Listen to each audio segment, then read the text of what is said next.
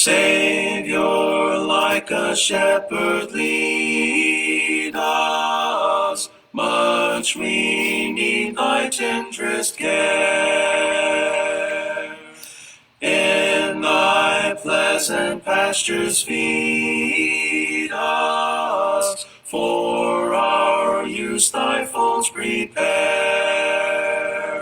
Blessed Jesus,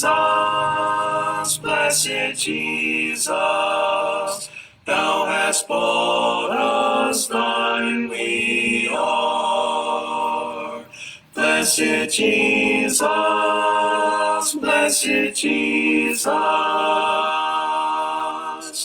thou hast bought us, thine we are.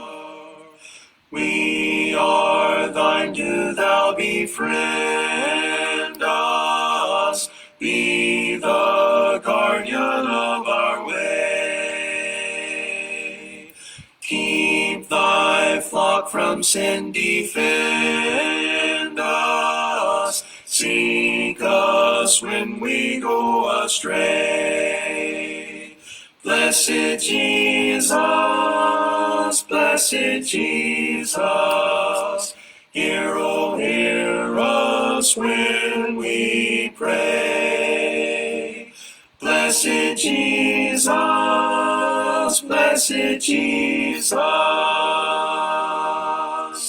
hear, oh, hear us when we pray.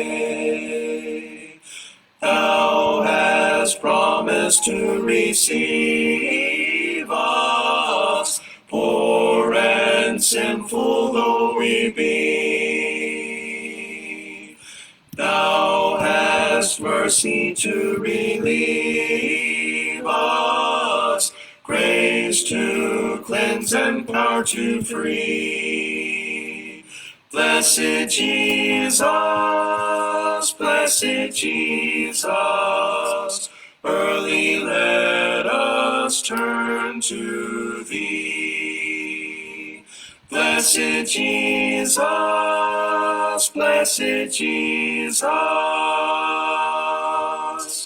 early let us turn to thee.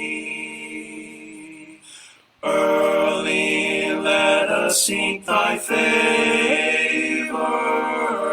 Early let us do thy will.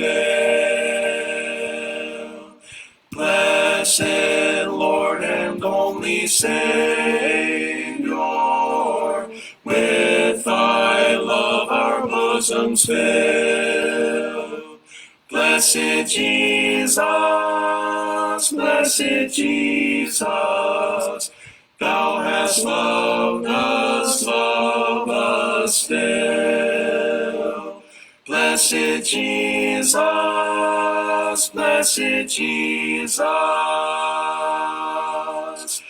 thou hast loved us still.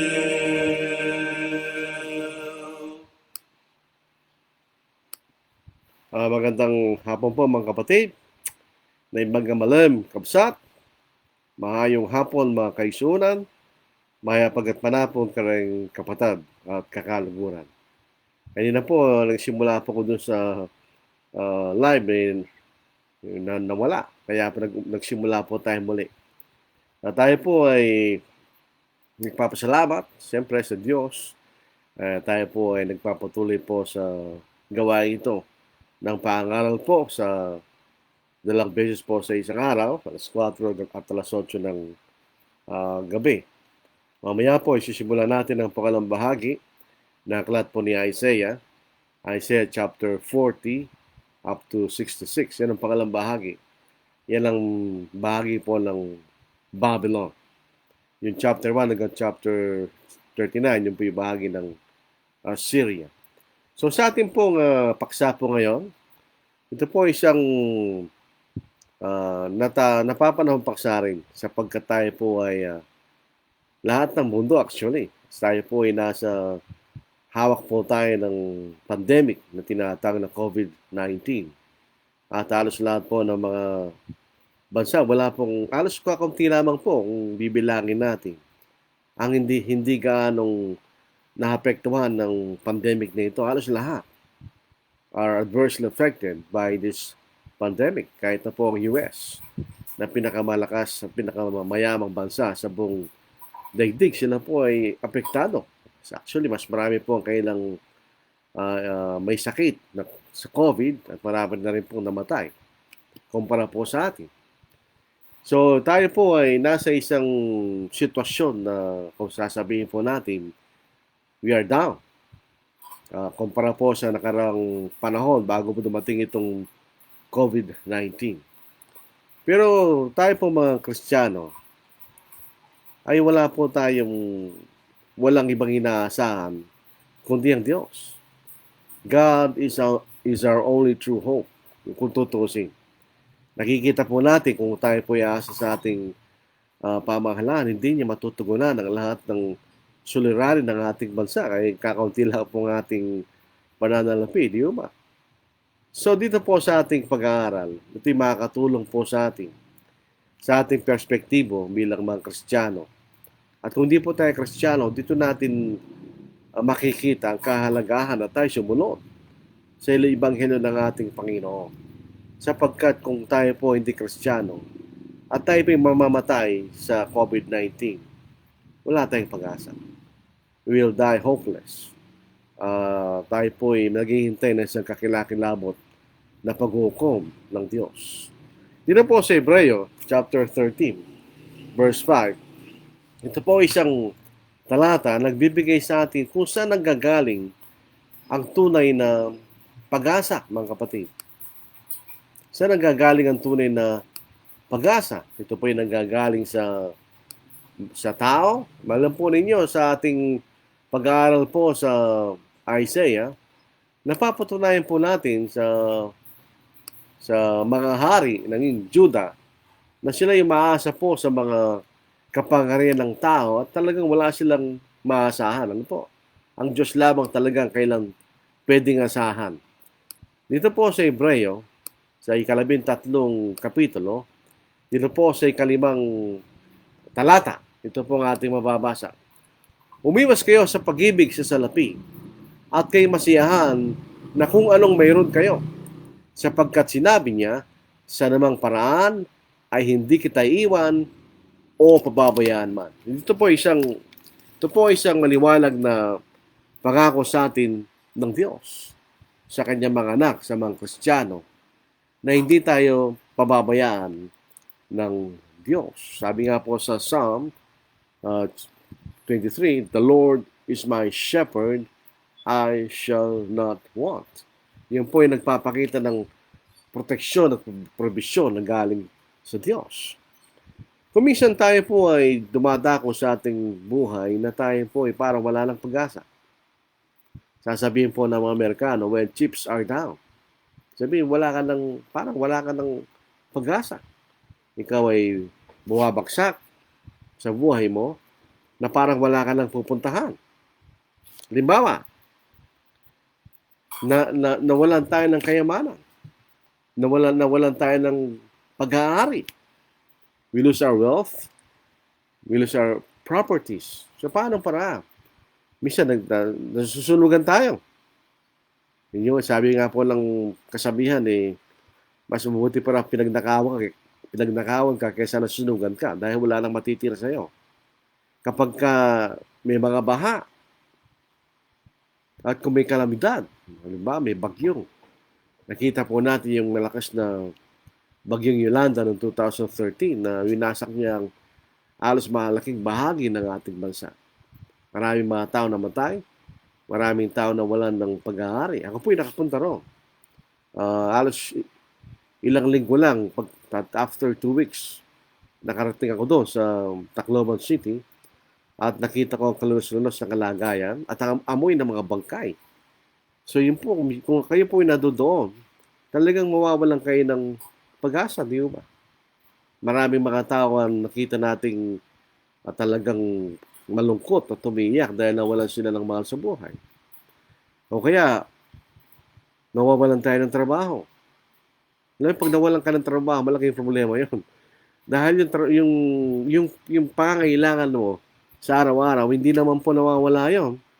Yun po yung nagpapatuloy. Ang gastusin mo. At pagkatapos, mawawalan ka ng trabaho. O kaya, may nawawalan tayo ng mahal sa buhay. We lose our loved ones. Either tayo po ay namatayan, o kaya kung tayo po ay may asawa, tayo hiniwalay ng ating asawa. At ang panghuli na pwede natin isipin, when we lose our health, or we lose our lives. Lalo po sa panahon na ito ng COVID-19 na hindi natin naunawaan ang sakit na ito, marami pong namamatay. Kanina lang po, nabalitaan ko na namatay sa COVID-19 yung aming tiyo, first cousin ng aming nanay sa Saudi. So, siya lang po yun. Marami tayong nakikitang namamatay dahil sa COVID. We lose our health. Anong gagawin mo? Dito po natin makikita ang kahalagahan na tayo mga Kristiyano at ang Diyos ay ang ating Ama. Kung natin sitwasyon po tayo ng ganito at hindi tayo Kristiyano at aasa ka lamang sa mga tao, minsan hindi umaasahan ng mga tao. Aasa tayo sa ating pamahalaan, minsan hindi rin natin maasahan ng ating pamahalaan. Saan tayo pupunta? Alam nyo, ito po isang bagay na dapat nating isipin. Mahalaga na tayo maging anak ng Diyos. Mahalaga na tayo maging mga Kristiyano. Mahalaga na tayo may relasyon sa Diyos bilang ating Ama. Sapagkat siya tunay na Ama na may pagmamalasakit sa kanyang mga anak. Paano kung hindi kanya anak? Paano kung hindi ka Kristiyano? Hindi kanya pwedeng pagmalasakitan kung hindi kanya anak. Hindi po totoo yung kasabihan na anak din ka, na lahat ng mga tao po ay pinagmamalasakitan ng Diyos. Hindi totoo yun. Ang pinagmamalasakitan lang ng Diyos ay ang kanyang mga anak. God cares for His children. Katulad lang po yan ng Ama. Tulad ko, ako isang Ama. Ang aking pagmamalasakit ay nasa aking mga anak. Kahit na yung mga anak ng may anak, hindi ko pwedeng pakialaman yun dahil yun ay anak na may anak. Ang aking pagmamalasakit lamang ay sa aking mga anak.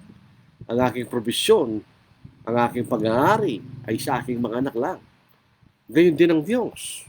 Ang kanyang probisyon, ang kanyang proteksyon, ang kanyang pag-iingat, ang kanyang pagmamahal ay sa kanyang mga anak lamang. Ay dito po sa ating paksa. Kung kayo po hindi pa mga Kristiyano, ilan sa atin na nakikinig, isipin natin mabuti. Lalo na po sa panahon natin ngayon, alang katiyakan sa lahat ng mga bagay. Alang katiyakan, pag kayo lumabas sa bahay mo, alang katiyakan na hindi ka magkakaroon ng COVID-19, di ba? Hindi na lang natin pinapansin dahil kung papansinin mo yan, ay walang mangyayari sa buhay mo. Pero walang katiyakan na pagbalik mo sa bahay mo, kung meron ka ng COVID o wala kang COVID. At kung kayo nagkasakit ng COVID, walang katiyakan kung kayo mabubuhay o kung kayo mamamatay. Dahil wala pang tiyak na gamot sa sakit na ito. Pero pansinin po natin sa 1 Peter at chapter 5, 6-7, ang ating Diyos, ang ating Ama, ay may pagmamalasakit sa atin. Pwede nating sabihin, siya lamang ang tunay na nagmamalasakit sa atin. Sapagkat ang pagmamalasakit ng sinumang tao, galaman kalapit sa ating tao yan, ilimitado lang. Pero hindi ang pagmamalasakit ng Diyos. Tignan po natin sa 1 Peter chapter 5, 6-7. Kaya't kayo magpakumbaba sa ilalim ng makapangyarihang kamay ng Diyos upang kayo kanyang itaas sa takdang panahon. Ilagak ninyo sa kanyang lahat ng inyong kabalisahan sapagkat siya'y nagmamalasakit sa inyo. Maling mahalaga po yung kayo magpakumbaba sa ilalim ng makapangyarihang kamay ng Diyos. Anong ibig sabihin no? Kailangan po tayo magpailalim sa kapangyarihan ng Diyos. Kaya kung hindi pa kayo Kristiyano, ito'y panahon na kayo magpakumbaba at magpailalim sa kapangyarihan ng Diyos. Kung kayo naman po yung mga Kristiyanong hindi tapat, ito'y panahon na kayo magsisi at magpakumbaba at magpailalim sa makapangyarihang kamay ng Diyos. Dito po sa New King James. Therefore, humble yourselves under the mighty hand of God, that He may exalt you in due time, casting all your care upon Him, for He cares for you. Sabi niya, casting all your cares upon Him, for He cares for you. Yun po ang isang bagay na nagbibigay ng kalakasan ng loob sa isang Kristiyano. Sapagkat nalalaman niya ang kanyang amang nasa langit ay tunay na nagmamalasakit sa kanya. Balik tayo sa kung hindi ka Kristiyano. Walang pagmamalasakit sa iyang Diyos. Sapagkat hindi ka niya anak. Wala kang relasyon sa kanya. Kung tayo po ay nabibilang sa pananampalataya, akala natin ay totoo, salisikin natin. Tingnan natin ang banal na sulatan, katotohanan. At doon ang ating paniwalaan. At doon ang ating sundin. Dahil kung tayo magpumaba sa makapangyarihang kamay ng Diyos, malam natin, tayo tataas sa takdang panahon pagdating ng ating Panginoon. Tayo tataas niya, dadal niya tayo sa langit magpakailanman. Siya'y nagmamalasakit sa atin. Ito po, balik tayo sa ulang Pedro. Dito po sa 3 kapitulo, dito po natin makikita na ang Diyos na ating Ama ay nagmamalasakit lamang sa kanyang mga anak. Basahin po natin. Dito po sa unang Pedro, 3 kapitulo, talatang 11 hanggang 14. Lumayo siya sa masama at gumawa ng kabutihan. Hanapin niyang kapayapaan at ito'y lakaran, sapagkat ang mata ng Panginoon ay nasa mga matuwid at ang kanyang mga tainga ay bukas sa kanilang mga panalangin. Ngunit ang mukha ng Panginoon ay laban sa mga gumagawa ng masama. At sinong gagawa ng masama sa inyo kung kayo'y masigasig sa paggawa ng mabuti? Subalit magdusa man kayo dahil sa katwiran, ay mapapalad kayo. Huwag kayong matakot sa kanilang pananakot, ni mabahala kayo. Ito po rin po sinasabi natin. Kung tayo po hindi Kristiyano, galamang kabuti ang ginagawa natin sa ating kaisipan, hindi mabuti sa Diyos yun. Ang mabuti sa Diyos ay ang pagsunod sa kanyang kalooban. Na tayo sumunod sa kanyang ebanghelyo at tayo maging mga Kristiyano at lumakad tayo sa kanyang katwiran. Sabi sa 11, lumayo siya sa masama at gawa ng kabutihan. Ang pinakaunang kabutihan dapat natin gawin ay sumunod tayo sa ebanghelyo. Bakit? Sapagkat ang mata ng Panginoon ay nasa mga matuwid at ang kanyang mga tainga ay bukas sa kanilang mga panalangin. Sa pagkakataon na tayo po ay nasa halimbawa sa isang napakalubhang sitwasyon at ikay Kristiyano, pwede kang manalangin sa Diyos.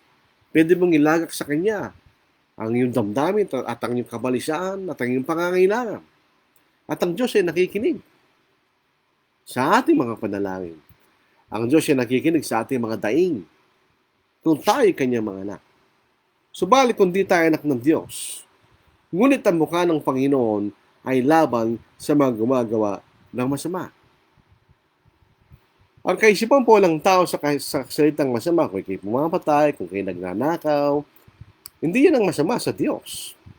Ang sino mang hindi sumusunod sa kanyang kalooban, ay masama siya sa Diyos. Yan ang definition ng Diyos sa masama. So, ibig sabihin, ang mata ng Panginoon ay nasa mga matuwid.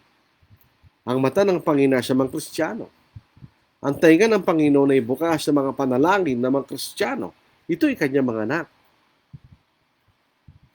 Di ba magandang malaking bagay yon ng makapangyarihang Diyos sa langit na siyang gumawa ng langit at ang lupa ay nakikinig sa ating mga panalangin at siya interesado sa ating kapanganahan. Di ba? Napakaganda po noon. Yun ay isang kalakasan na hindi matatagpuan kahit saan maliban lang po sa Diyos. Ang panalangin ay napakahalaga. Hindi lamang po yung psychological na meron kang kausap. Subalit yung po'y talagang nagbibigay sa atin ng kalakasan. Sa kaisipan ng Diyos ay nakatingin sa atin at nakikinig sa ating mga panalangin.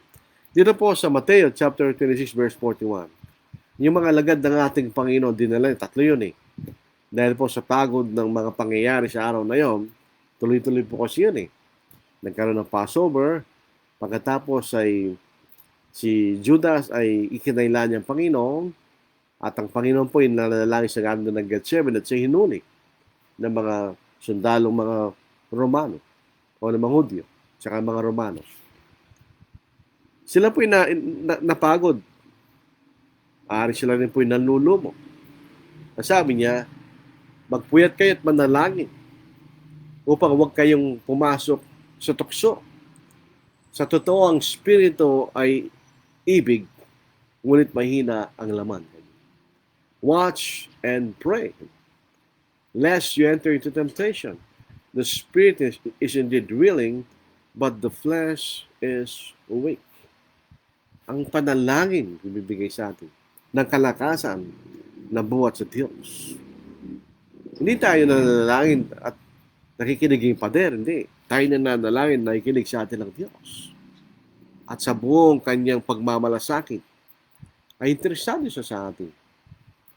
Ang tunay na lakas ay galing sa Diyos. The true strength is from God. Dito po natin na-appreciate ang Old Testament sa kasaysayan ng mga hari ng Israel at ng Judah. Sila po yung mahanap ng lakas sa kapwa nila mga tao, pero sila nabigo sapagkat ang tunay na kalakasan ay galing sa Diyos. Real strength comes from God. Tignan po yung si Apostle Paul. Kung meron pong isang apostol na makikita natin na dumanas na napakaraming kapigatihan at pag-uusig sa kanyang buhay, ay ang ating si Apostol Pablo. Saan siya nakatagpo ng kanyang kalakasan upang siya po ay makapagpatuloy sa pangangaral ng Ebanghelyo at makaranas ng kapigatihan. Basahin natin ng Pilipos, ika-4 na kapitulo, dito po sa 12 hanggang 13 mga talata. Marunong ako magpakababa at marunong din ako magpakasagana. So in other words, may pagkakataon na si Apostol Pablo ay mababa ang kalagayan niya.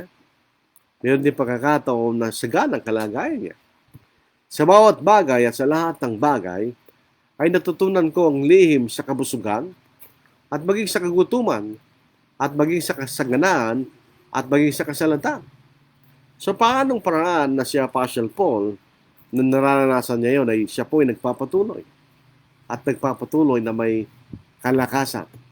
Sa verse 13, lahat ng mga bagay ay aking magagawa sa pamamagitan niyang nagpapalakas sa akin. Sino yun? Yan ang ating Panginoong Jesucristo. So si Apostle Paul, siya po ay nagawa niya mga bagay na yan. Bakit? Dahil sa kanyang pananampalataya sa Panginoon. Dahil sa kanyang pagpapasalamat na siya niligtas ng Panginoon. Once upon a time, siya isang dakilang o isang makasalanan na lumapastangan sa iglesia ng Diyos. Pero siya po ay niligtas ng Panginoon sa pamamagitan ng pagtalima sa Ebanghelyo, sa Galacia. Ikalawang kapitulo, dito po sa talatang ikadalawampu, Galatians chapter 2, dito po sa verse 20, ito po ang ating mababasa. Ako'y pinakong kasama ni Kristo at hindi na ako nabubuhay, kundi si Kristo nabubuhay sa akin. At ang buhay na kinabubuhay ko ngayon sa laman ay kinabubuhay ko sa pamamagitan ng pananampalataya sa anak ng Diyos na sa akin ay nagmahal at nagbigay ng kanyang sarili dahil sa akin. Yun pong kanyang pamumuhay sa pananampalataya at ang katapatan niya sa Panginoon, yun ang bibigay ng kalakasan sa kanya, di ba? At siya magpatuloy sa kanyang paglilingkod sa Diyos kahit sa gitna ng anuman, kasaganaan, kasalatan, kagutuman, kabusugan. Si Apostol Pablo ay malakas na naglilingkod sa Diyos dahil siya pinalalakas ng Diyos. Bagamat ito po yung natungayan po natin noong nakarawang panahon, pero ito po yung magandang ulitin din. Sa gitna po ng pagkapigatihan, sa panahon po natin, tayo po nasa ganong klaseng kalagayan. Nasa kapigatihan po tayo, hindi dulot po ng pag-uusig dahil sa ating pananampalataya. Tayo po kapigatihan dulot ng isang sakit o isang virus na nagbibigay ng isang sakit. Alam po niyo, meron pong may biyaya na nanggagaling po sa kapigatihan. Yung po napatunayan ni Haring Hezekiah, nung siya po ay nasa bingit ng sakit at kamatayan, Siya po ay biniyayaan ng Diyos sa 15 taon. Natutunan ni Haring Hezekiah na mayroong biyaya sa gitna ng kapigatihan. Yes, indeed. There is blessing in spite of suffering. Dito po sa Romans chapter 5, verse 1, una po ang kaapat na talata. Sa mga hindi mga Kristiyano, there is no blessing in suffering. Na wala naman silang inaasahan na pag-asa. Hindi ba? Wala silang pag-asa sapagkat di sila mga Kristiyano. Pero tayo mga Kristiyano, meron tayong pag-asa. Unang-una tayo niligtas nang tayo sumampalataya. Kaya't yamang tayo naaring ganap sa pamamagitan ng pananampalataya. Mayroon tayong kapayapaan sa Diyos sa pamamagitan ng ating Panginoong Jesucristo. Sa pamamagitan niya nakalapit tayo sa biyayang ito na ating pinaninindigan at nagagalak tayo sa pag-asa ng kalalatihan ng Diyos. At hindi lamang gayon, kundi nagagalak rin tayo sa ating mga kapighatian. Sa pagkakaalam ng kapighatian ay nagbubunga ng pagtitiis, at ang pagtitiis ng pagpapatibay, at ang pagpapatibay ng pag-asa. Therefore, having been justified by faith, we have peace with God through our Lord Jesus Christ, through whom also we have access by faith into this grace in which we stand and rejoice in hope of the glory of God. Not only that, but we also glory in tribulations, knowing that tribulation produces perseverance, and perseverance character, and character hope. Ito po isang pananalita na walang kahulugan sa mga Kristiyano. Ano ang idudulot ng kapigatian sa isang tao? Wala. Problema, kalungkutan, kawalan ng pag-asa. Sa Kristiyano, balik hindi eh. Ito po isang biyaya na tayo niligtas nung tayo sumampalataya sa pamamagitan ng pagsunod sa Ebanghelyo. Tayo naghahanap doon. Sapagkat nagkaroon tayo ng pag-asa na makita ang kalalatian ng Diyos. At mapag-asa makita ang biyaya na ibibigay sa atin ng Diyos sa huling araw. Ang biyayang pong walang hanggan na makasama natin ng Diyos sa langit magpakailanman. Yung po ikinagagalak natin. Pero sa gitna po ng kapigatihan, tayo rin po nagagalak. Sinasabi niya not only that, but we also glory in tribulation. Tayo nagagalak sa kapigatihan. Ano po ang dinudulot ng kapigatihan? Ang kapigatihan po ay nagdudulot sa atin ng matuto tayo magtiis. Alam po ninyo, yung mga katulad ko, na kami po ay galing sa maangkan na hindi naman po mayayaman.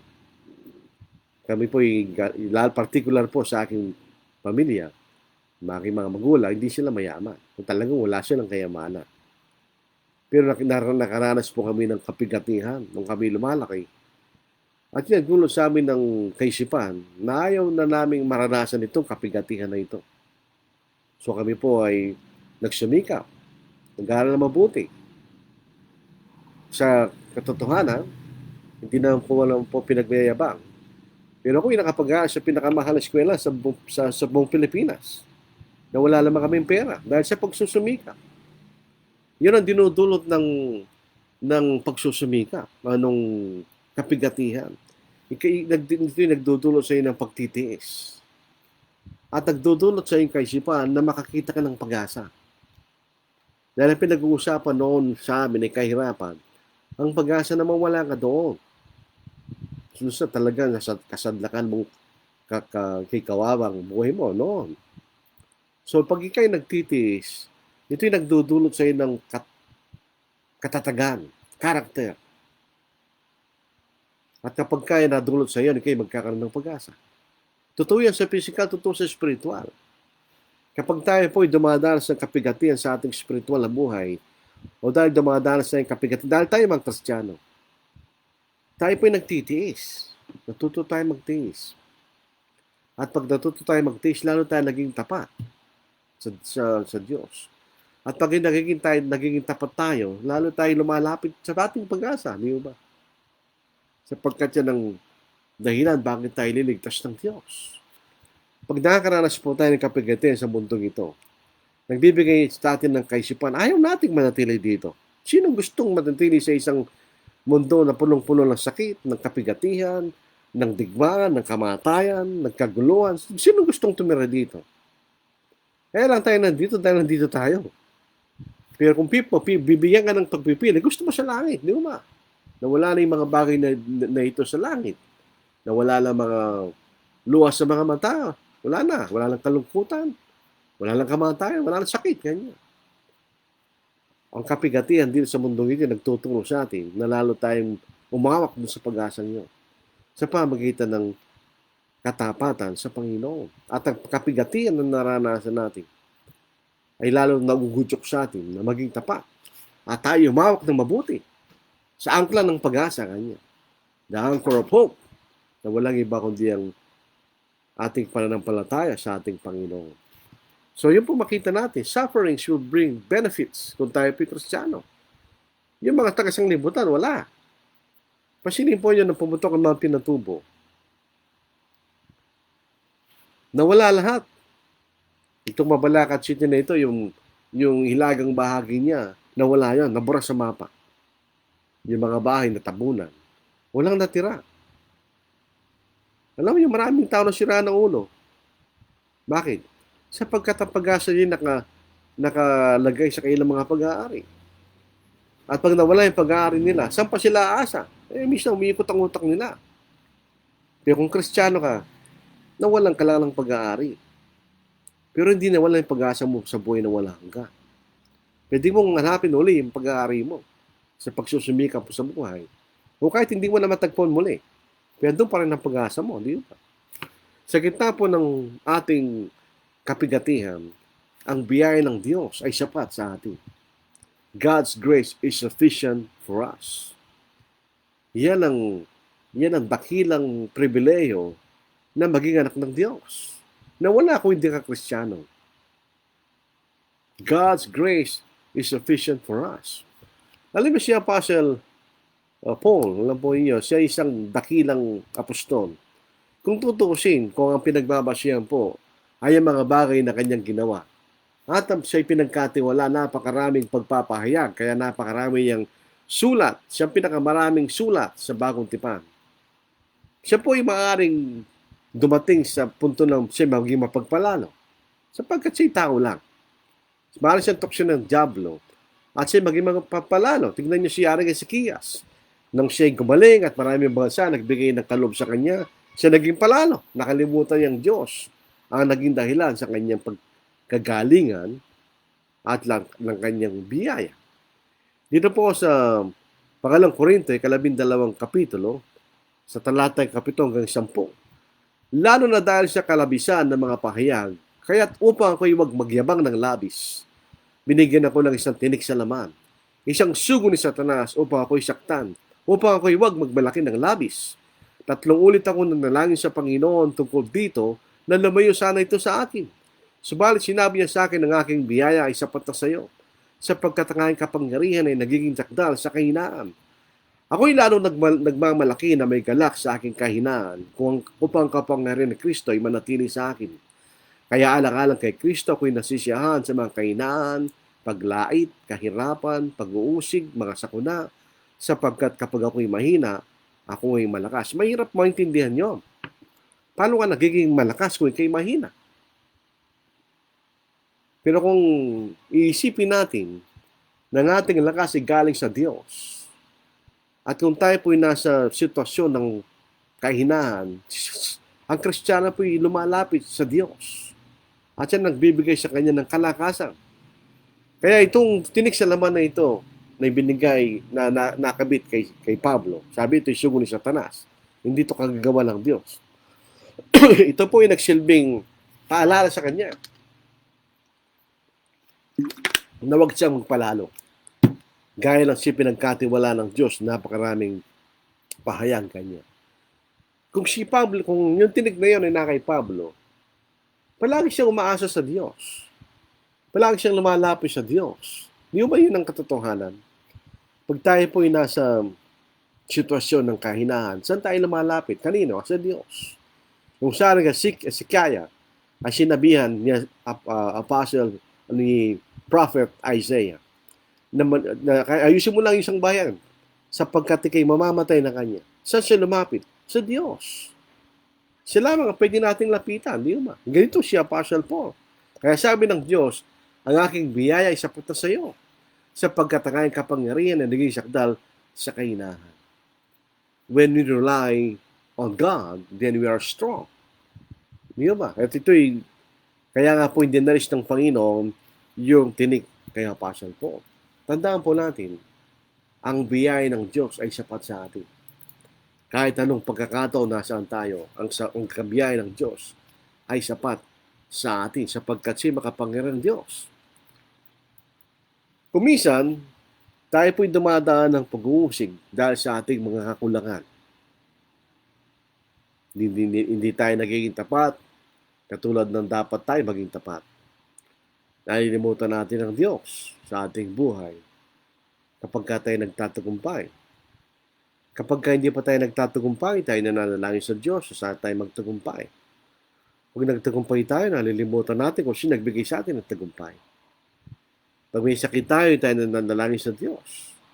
Pag tayo gumaling, nakalimutan natin kung sino nagpagaling sa atin. Dito po sa Hebrews, Hebrews chapter 12, dito natin makikita na ang ating Diyos ay ating Ama. Walang pagkakaiba sa ating mga ama sa laman, maliban lang sa isa. Siya'y mas sakdal sapagkat siya'y Diyos. At siya nakakaalam ng tunay na nakabuti para sa atin. Dito po sa Hebrew chapter 12, 7-11. Magtiis kayo alang-alang sa disiplina. Kayo'y pinapakitunguhan ng Diyos bilang mga anak. Sapagkat anuang anak ang hindi dinidisiplina ng Ama?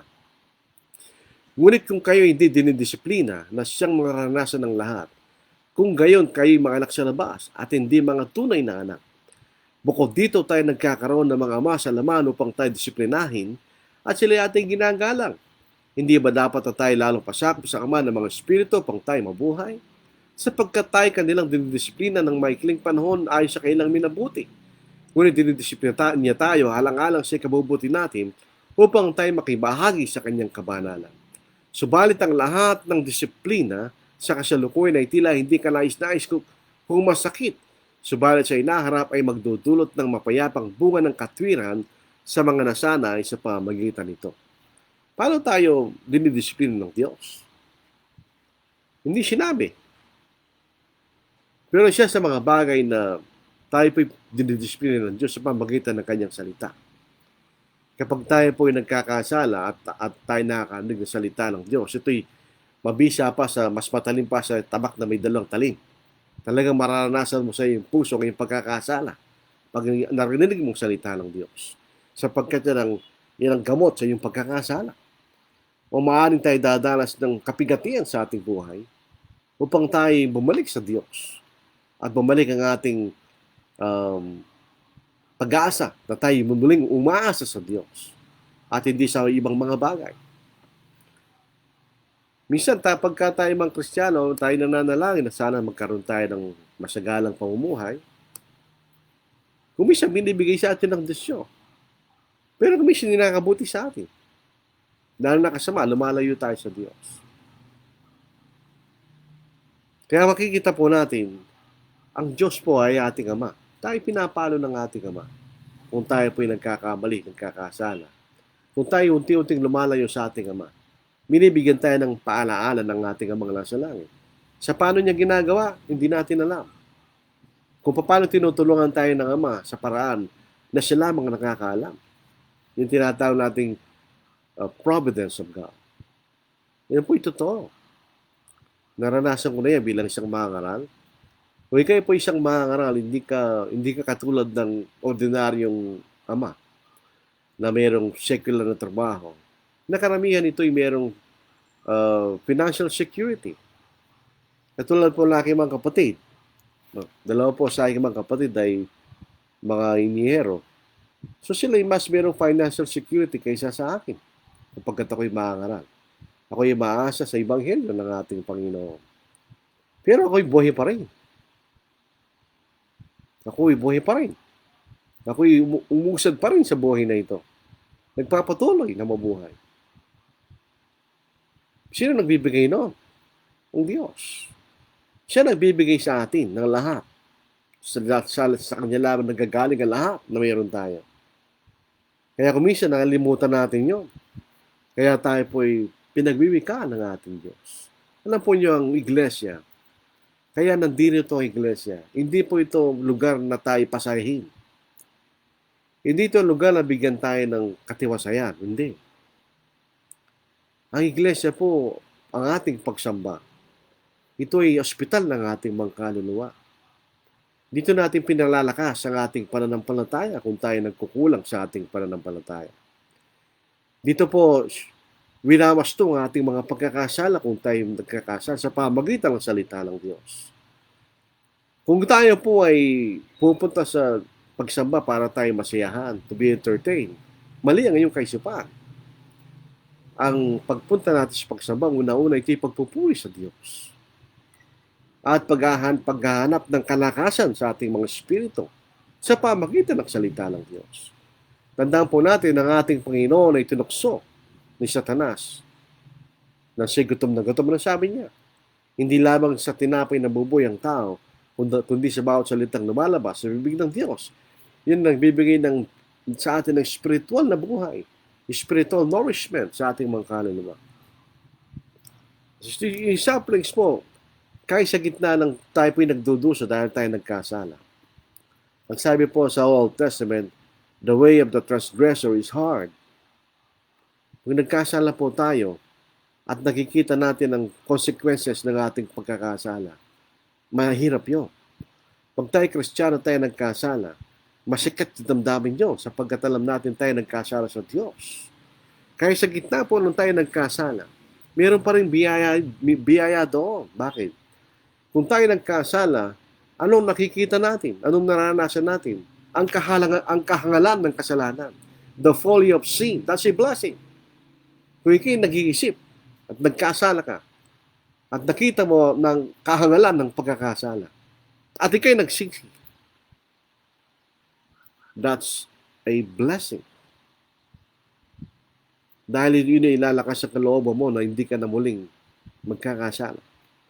Bibigyan mo ng lakas ang iyong sarili sa pamamagitan ng iyong pananampalataya, sa pamamagitan ng sasalita ng Diyos, sa pamamagitan ng paglalapis sa Diyos, sa pamamagitan ng panalangin, para hindi ka magkasala. Nakita mo ang kahangalan ng kasalanan.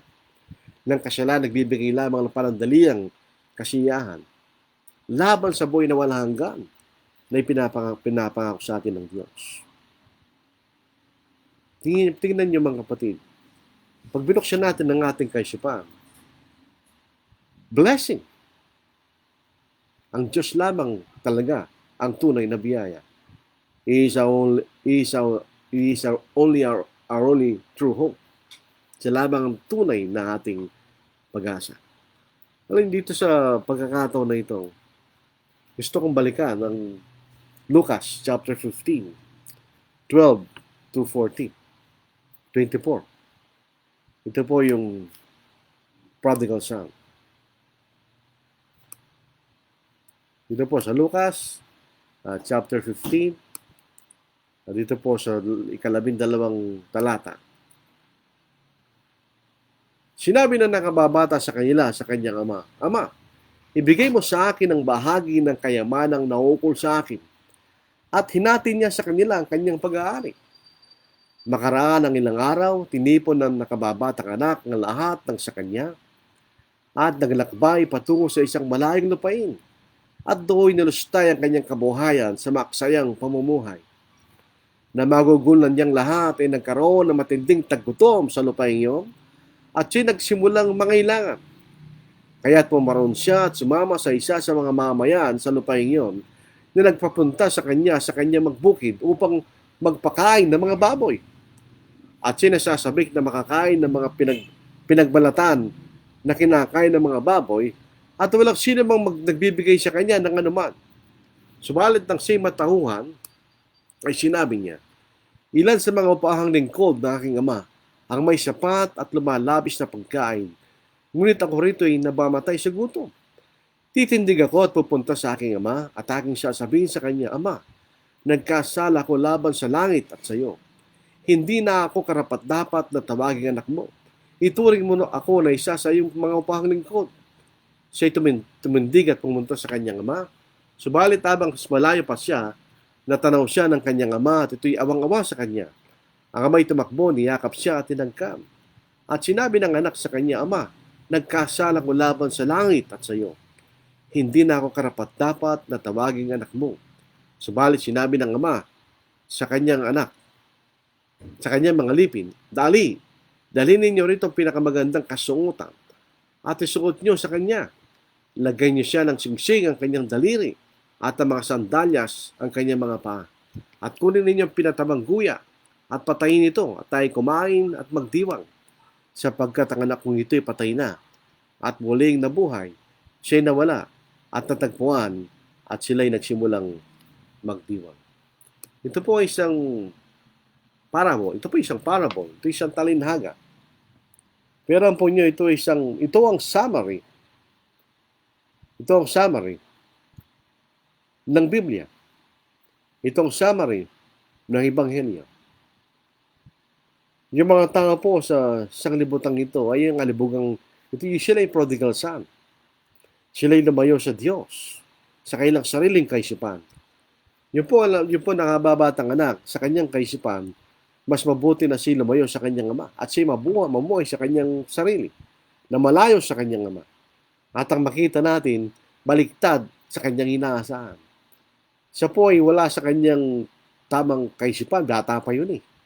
Walang kakayahan na isipin niya ang tama para sa kanya. Natulad sinasabi sa aklat ng mga kawikaan, may daan at ilang matuwid sa isang tao, ngunit ang dulo niya ay dulo ng kamatayan. Itong batang ito, mga kapatid, ito isang Hudyo. At siya pumunta sa lupainoy ng mga hentil na may mga baboy. Ang baboy po ay marumi sa mga Hudyo. Naranasan niya yon. Na siya magpakain sa mga baboy at wala siyang, sa mismo walang kakainin. Kahit lamang yung balat ng kinakain ng baboy ay ipakain sa kanya, walang nagbigay sa kanya ng anuman.